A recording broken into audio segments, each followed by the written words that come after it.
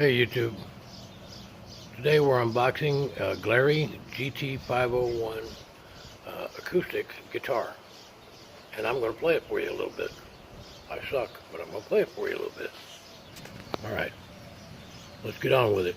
I've just unboxed this Glarry GT501 guitar. Focus. And I noticed there's an issue with the binding on the fretboard here. It's loose. I wonder if you can see that. I'm just probably going to try to fix it with some super glue. I noticed the binding all over is pretty dirty.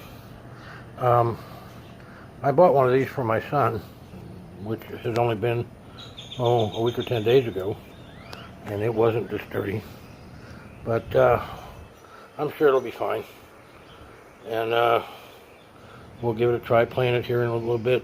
I've just been stretching the strings and I haven't tuned it up yet, so I'll get back with you. Glarry, I'm kind of disappointed in you. Look at all the filth on this guitar I just received, just unboxed. I mean, yeah, it's a cheap guitar, but I bought cheap guitars from you before, and they weren't absolutely filthy upon arrival. I think I'm going to post this on YouTube, and whoever built this guitar should be ashamed of themselves. This binding around the bottom of the fretboard is completely loose, and there's so much crap behind it that I'm going to have to take it off, clean it up, and then try to super glue it. But I mean, the frets down here at the lower end are sticking up in many places. I mean, above the fretboard. I mean, come on, man.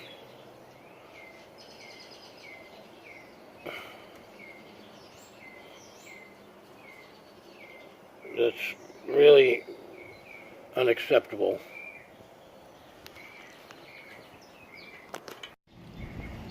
Also, I wanted to show you the deep notch that was way too far down on the compensating bridge.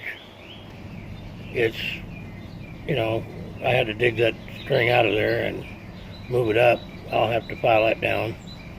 But, you know, there's just a lot of issues with this machine.